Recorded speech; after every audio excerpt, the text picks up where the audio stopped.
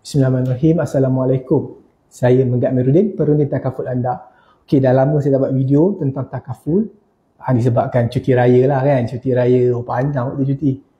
Orang kata raya kan sebulan. Okey, saya ada benda penting nak cerita ni. Sangat-sangat penting. Bagi anda semua yang pernah tengok video saya, tahun lepas saya pernah sebut tentang hibah rahmah. Bawah RM100. Bawah RM100. Saya ulang, bawah RM100. Dan tahun ini kita dah nak tutup untuk plan hibah rahmah ni. Jadi jangan lepaskan peluang. Pada bulan 4 ni, masih dalam bulan Syawal, kita ada promosi Syawal. Tolong rebut peluang. Tolong rebut peluang.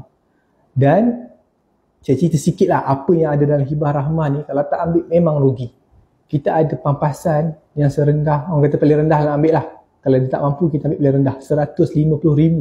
Pampasan kewangan, kematian, hilang upaya kekal. Dan kita juga ada RM50,000, tambah RM50,000 pampasan sakit kritikal. Dan sakit kritikal ni pula kita cover 36 jenis sakit kritikal. 36 jenis, banyak tu guys.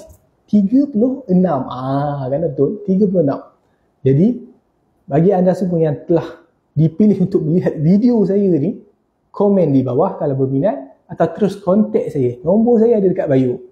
Okey, jangan lepaskan peluang ni. Ni peluang keemasan.